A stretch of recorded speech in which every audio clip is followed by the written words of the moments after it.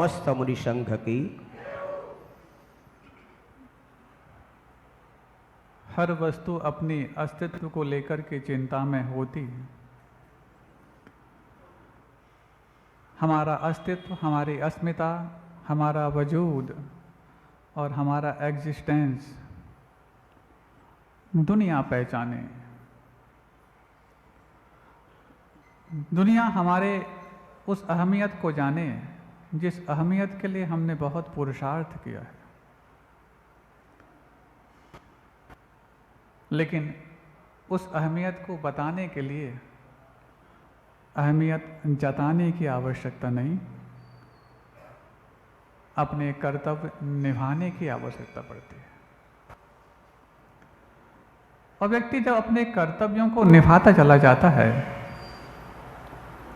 तो सामने वाला तो आपके अधिकारों को दुनिया के सामने बताने के लिए पहले से ही तैयार पाया जाता है। आप लोगों ने कभी बीज को देखा होगा, बीज देखें आपने? उस बीज का हाथों में रख करके उनका ही रक्षा करना कब तक और कितनी देर तक संभव है? यदि आप बीज को अपने हाथों में रखे रहो और ये मान करके कि हाथों में रहेगा तो सुरक्षित रहेगा, कितनी देर तक वो सुरक्षित रह सकता? थोड़ी देर में आपके हाथों में पसीना आएगा, पसीना आएगा तो उसमें फिर मॉइस्चर पैदा होगा, मॉइस्चर होगा, थोड़ा बहुत अंकुरित होकर के समाप्त हो जाएगा। लेकिन जब वही बीज जिसकी रक्षा के भाव हम अपने हाथ में रख कर के करते हैं, यदि उस बीज की रक्षा हम उसको माटी में मिला करके करें तो अपने हाथ में आए हुए उस बीज को माटी में मिलाने के लिए जो तैयार हो जाता है, उसकी वो बीज की रक्षा मात्र नहीं, बीज को बढ़ाने का और बीज के विकास के लिए भी कारण बन जाता है। मान भी ठीक ऐसा ही है, जो अपने मान को अपने हाथ में रख करके हमारे मान की रक्षा हो, हमारे अधिकारों की रक्षा हो, हमारे अहमियत की रक्षा हो, ऐसा चाहता है, एक बार वो अपने मान के बीज को जमी दौंच करके देखे। यदि सम्मान की फसल ना ले आ जाए तो फिर कहना। सम्मान की फसल को तुम यदि चाहते हो तो सबसे पहले अपने मान के बीज को जमी दौंच कर दो। जितना तुम अपने मान को मर्दन करोगे, मिट्टी में मिलाओगे, दुनिया तुम्हारे मान को दुनिया के सामने ला करके खुशबू बिखेरने के लिए तैयार पाई जाएगी। हम जो चाहते हैं उस चाहते हुए के बारे में ये नहीं सोच पाते कि ये चाहत पूरी होगी कैसे। तरीका वो अपना लेते हैं जो हमारी चाहत के विपरीत होता है, और चाहते हम वो हैं जो हमारी चाहने को पूरा कर सके। लेकिन व्यक्ति वो तो करता है जो वो करना चाहता है, सिर्फ वही नहीं कर पाता जो करना चाहिए। आप सबके लिए एक और नई चीज आज सामने आएगी। हो सकता है कुछ इसमें से आपके लिए कुछ प्रश्न भी पूछे जा सकते हैं, और ऐसे में शिवरात्रियों के लिए भी एक बात हम कह दें, आपके लिए अपना अकाउंट तो मिला है, लेकिन अकाउंट के साथ साथ एक और खाली डायरी भी मिली है। वो सिर्फ खाली ना रह जाए और आप खाली बैठे ना रह जाएं, तो उसका उपयोग भी करने लग जाइए, क्योंकि इन सब के भी आपके मार्क्स होंगे। कहीं ऐसा ना हो आप लोग सुकून थोड़े थोड़े पूजन इत्यादि में अच्छे से उत्साह दिखा करके ऊपर यहाँ पर जब बैठें तो निद्रा देवी आपको शरण में ले ले। अच्छा रहे कि आपकी शरण में जो आपकी किट है उसको आप अपने हाथों में ले लें। और ये भी, यदि एक भी डायरी और एक पेन कम हो जाता तो शिकायत आ जाती, लेकिन डायरी और पेन आपके हाथों में है, गिले शिकवे तो कुछ नहीं, लेकिन उसका उपयोग भी बिल्कुल नहीं। और जो बिल्कुल आसानी से बैठे हैं अपने बैच भी अलग करके और अपनी किट भी अलग करके, वो शायद सोच रहे हैं कि हम किसी खातिरदारी के लिए यहाँ पर आए हैं और हमारी भरपूर खातिरदारी यहाँ पर होगी। पीछे बैठे वाले लोगों से हम बहुत अच्छे से कहना चाहते हैं, अक्सर बैक बेंचर वही होता है जो अपने आप में कुछ दोष अथवा मलिनता अपने मन में रख लेता है, क्योंकि जो निर्दोष होता है वो बैक बेंचर नहीं, वो फ्रंट बेंचर होता है, सबसे आगे आकर के बैठता है, हमेशा कोने में जाकर के ही जीव जंतु शरण लेते हैं। कभी आप देखते हैं मच्छर आपके घरों में कहाँ पर बैठते हैं, आपको मालूम है ना? कभी आपको मच्छर भगाना तो कहाँ से करते हैं? बीच में सफाई करते नहीं, कोने में मालूम होता है, उनको थोड़ा सा फटकारना पड़ता तब जाके बाहर निकलते हैं। ऐसी कोने में बैठे शिवरात्रियों को भी फटकारना पड़ता है तब जाके उनकी अंदर की मलिनता बाहर निकल पाती। हाँ, और ये शिवरात्रि की मलिनता नहीं, ये अनंतकालीन हर इस मनुष्य की शरारती है, जो शरारती की मलिनता उसके भीतर उपस्थित रहती है। तो हम बात कर रहे थे उस मान की। हर व्यक्ति को अपने मान के बचाने की चिंता है, तब तो अपमान ना हो जाए इसके लिए कुछ ना कुछ वो ओट ढूंढता, लेकिन अपमान ना हो जाए ये तो चिंता करता। हम अपमान के योग्य ना हो जाएं ये चिंता बहुत कम लोग कर पाते हैं। कोई देखे तो लज्जा आती, मर्यादा टूटने से ना। पूज्य गुरुदेव का एक पवित्र सूत्र है। कोई हमें देख ले, कोई हम गलत करते हुए, तुरंत हम कांप जाएंगे, शर्मा जाएंगे, लज्जा आ जाएगी। अरे कोई ने देख लिया, इसमें कौन सी बड़ी बात है? जब तुम वो गलत कर रहे थे वो बहुत बड़ी बात थी। जब तुम्हें गलत करते वक्त लज्जा नहीं आई तो कोई तुम्हें देख ले, इसमें लज्जा की क्या आवश्यकता? देखने से तुम्हारे पाप बंद नहीं होंगे, करने से तुम्हारे पाप बंद अवश्य होंगे। देखने से तुम्हारे लिए कोई माइनस मार्किंग नहीं हो जाएगी, लेकिन जो तुम कर चुके हो उससे तो माइनस मार्किंग अवश्य हो रही है। इसका मतलब अपने मान की चिंता करना हर व्यक्ति को आता। हमारा मान सुरक्षित रह जाए इसकी फिक्र हर व्यक्ति कर पाता। बड़ा तो बहुत दूर की बात है, छोटे से बच्चे को जब वो माँ की गोद में होता है वो भी मान के उतना ही हकदार होता है और उतना ही फिक्रमंद भी होता है। थोड़ा सा उसकी अनुकूल बात नहीं होती, माँ दूध पिलाना चाहे तो मुंह बंद कर लेता, जबरदस्ती नाक बंद करके वो मुंह खोल के पिलाना चाहे तो अंदर तो कर लेता, लेकिन दूध पीता और दही बाहर निकाल देता। ऐसा होता कि नहीं होता? ये दही क्यों हुआ? क्योंकि वो दूध जो अंदर गया था, अंदर जो मान जमा था, तो उसने दूध को भी जमा दिया और दही के रूप में बाहर निकाल दिया। क्यों? मनुष्यों में मान ही सबसे ज्यादा बड़ी कषाय है। चारों गतियों में चारों कषाय हैं, लेकिन मनुष्यों में सबसे पहले यदि कोई आती है कषाय तो उसका नाम मान है। त्रियंचों में माया है, नरकों में क्रोध है, तो देवों में लोभ है। चारों गतियों में चारों कषाय हैं, लेकिन प्रमुखता से एक एक गति में एक एक कषाय है। इसलिए मनुष्यों को मान का पुतला कहा। और मान का पुतला यदि वो है तो छोटा सा बच्चा भी मनुष्य है, उसके पास भी मान।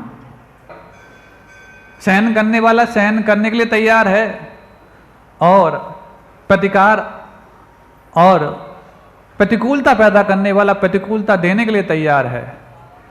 दोनों को अपने अपने काम में जो कुछ मिल रहा है उसकी एक अलग ही अधिकार है, लेकिन तीसरा व्यक्ति जो है उसको हजम नहीं हो रहा और पहुंच जाता है 8 दिन 10 दिन 15 दिन महीनों निकल गए, आज तक प्रतिकार नहीं हुआ और वो व्यक्ति इसके सुनने के बावजूद भी धीरे धीरे उसकी इंटेंसिटी, उसकी ड्यूरेबिलिटी सब कुछ बढ़ाते जा रहा।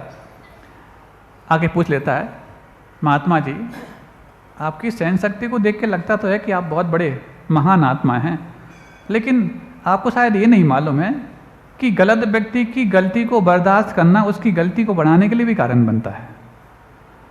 और यदि आप सज्जन हैं, संत पुरुष हैं, तो आपको उसकी गलती को बढ़ाने का मौका नहीं देना चाहिए। आपको पूछना चाहिए कि आपको ऐसा क्या तकलीफ है जो आप मेरे लिए, मैंने यहाँ से निकलते व्यक्ति अपशब्द कहते हैं।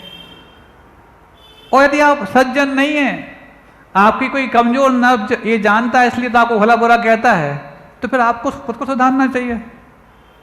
दो में से कुछ न कुछ गड़बड़ तो है, और दोनों ही मुझे आप ही गड़बड़ नजर आ रहे हैं।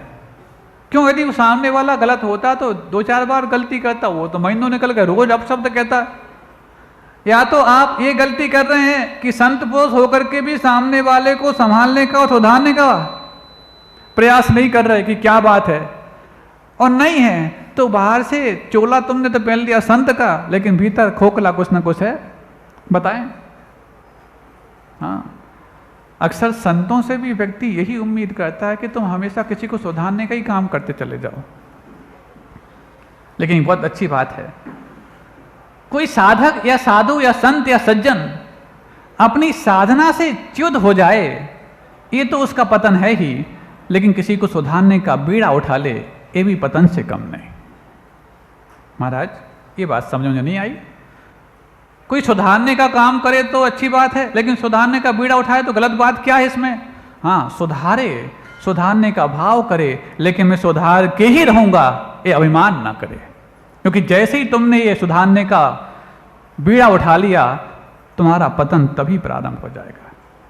प्रभु ने भी सबको सुधारने के भाव किए, प्रयास किए, प्रयास से वो स्वयं तीर्थंकर प्रकृति का बन करके तीर्थंकर बन गए, और तीर्थंकर बन के भी जगत कल्याण के भाव करके भी क्या जगत का कल्याण सबका ही कर गए क्या? जिसने करना चाहा उसका कर गए, जो नहीं करना चाहा वो ज्यों का त्यों रह गया। तो एक दिन वो पकड़ लेता है, तो वो कहता है बात तो आपकी सही है, लेकिन मैं यदि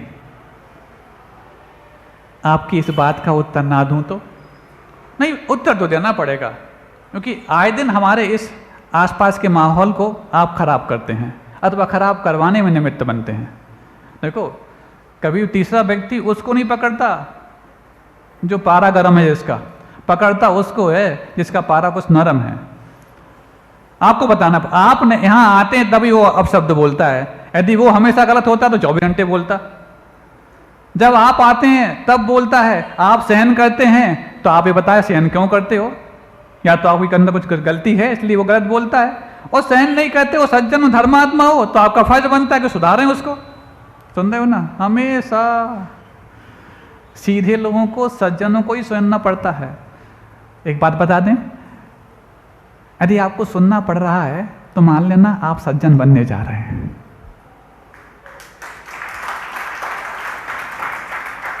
और जिस दिन तुम्हें कोई सुनाना बंद कर दे, मान लेना तुम दुर्जन हो चुके हो। अलग से टाइटल देने की आवश्यकता नहीं, तुम्हें सुनना पड़ना जब प्रारंभ हो जाए, सुनना जब जब चलता चला जाए, मान लेना सज्जनता बची है। और जिस दिन तुम्हें कोई सुनाना बंद कर दे, मान लेना दुर्जनता या तो आ चुकी है या पूरी हो चुकी है। रोक लेता है, भाई बताओ क्या बात है? बोले यदि मैं इस प्रश्न का उत्तर, हाँ उत्तर देना पड़ेगा आपको, और ये बताओ ठीक है तुम सहन कर ले, लेकिन तुम हो तो इंसान ना, भले ही धर्मात्मा हो या जो भी हो तुम जानो, लेकिन तुम सहन कैसे कर लेते हो? बोले हाँ, इस प्रश्न का उत्तर मैं दे सकता हूं, लेकिन आज नहीं, 7 दिन बाद दे सकता हूं। 7 दिन बाद क्यों? क्या महीनों से सुन के आते समझ में नहीं पाया कि तुम ये सहन क्यों कर रहे हो? नहीं, मैं सोचता था कि ये प्रश्न का उत्तर मुझे कभी देना नहीं पड़ेगा, इसलिए मैंने कभी सोचा नहीं कि क्यों सहन करता हूं। अब प्रश्न का उत्तर देने की बात आई तो परीक्षा के पहले तैयारी तो करनी पड़ती है ना भाई। क्यों शिवरार्थियों? परीक्षा के पहले तैयारी करनी पड़ती है ना। कुछ शिवरार्थी ऐसे होते शरारती ज़्यादा होते हैं, और कुछ शरारती ऐसे होते हैं जो शिवरार्थी ज़्यादा होते हैं। कुछ लोग पीछे छुप करके बैठ जाते हैं, और कुछ लोग जो हैं आगे बैठ करके भी सीना तान के बैठते हैं। क्यों? जिनको अच्छाइयों को ग्रहण करने में पसीना नहीं आता, उन्हीं का सीना सामने आकर के सबको फेस करने के लिए तैयार है। तो बोले बस अगले हफ्ते दे दूंगा, तब तक आपको एक काम करना है। क्या काम करना है? आप करते क्या हैं? मेरी कपड़े की दुकान है, तभी तो मैं आया हूं यहाँ पर कि आप रोज जो सुनते हैं वो अपशब्द बोलता, हमारे कान खराब होते हैं, आपको तो खराब होता नहीं कुछ। बोले एक काम करो, तुम्हारे कपड़े की दुकान है तो मेरे लिए छोटी सी मेहनत कर सकते हो। क्या करना है? तुम्हारे यदि कपड़े की दुकान में थान में से 2 पट्टियाँ निकाल लो, कपड़े की 2-2 मीटर की, समान लंबाई चौड़ाई की हो। क्या करना है उसका? नहीं मुझे नहीं देना है, मुझे क्या दोगे आप, अपने पास रखना है, बस इतना ध्यान रखना। जितना ये अपशब्द मुझसे बोलता है, जितनी गालियाँ मुझे देता है, एक एक गाली के लिए उस कपड़े में एक एक गांठ लगाते जाना। और 7 दिन तक जितनी गालियाँ ये मुझे देगा, आपको एक एक गाली का एक एक गांठ प्रतीक के रूप में लगाते जाना। सिर्फ एक कपड़े में, एक पट्टी में लगाना। दूसरी क्या करना, दूसरी का मैं 7 दिन बाद बताऊंगा, लेकिन दोनों पट्टियां जो हैं बराबर लंबाई चौड़ाई की हों। सुन रहे हो ना आप लोग? हाँ, हो गया। 1 दिन हुआ, 2 दिन हुआ, 3 दिन। और जैसे ये काम इसको मिला, वो व्यक्ति जो गालियां देता था इस सज्जन व्यक्ति के लिए, उसने गालियां देने की तादाद और बढ़ा दी। और जैसे ही बढ़ी, 7 दिन होने को हैं, अब तो उस कपड़े में गांठ लगाने की गुंजाइश ही कम बची।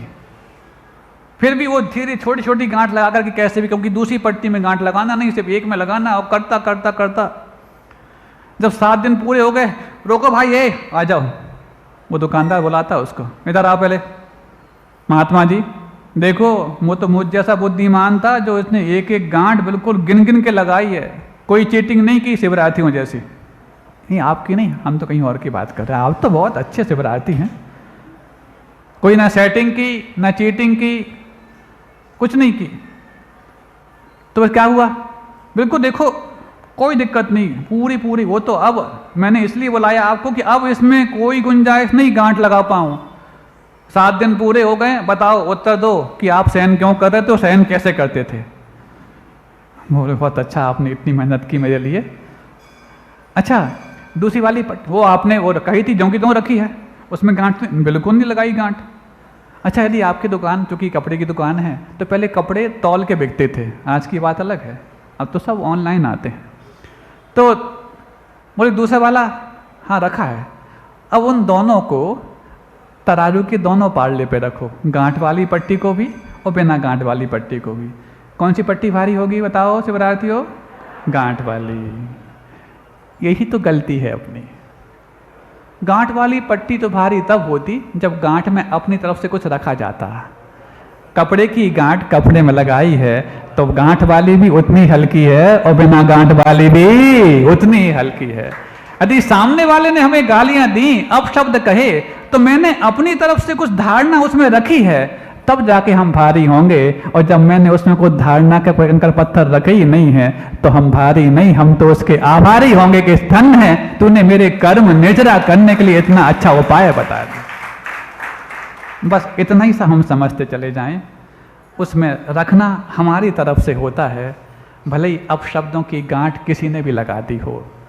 अब अपशब्दों को सुनने के बाद भारी होने की बात ना आए, बल्कि आभारी बनते चले जाएं, क्योंकि गांठ में रखने का प्रयास और प्रयोग तो हम ही करते हैं। अहिंसा परमो धर्म की, बोधि समाधि परिणाम शुद्धि, स्वात्मोपलब्धि शिव सौख सिद्धि, चिंतामणिम चिंतित वस्तु दाने, त्वां वंदमानस्य ममास्तु देव।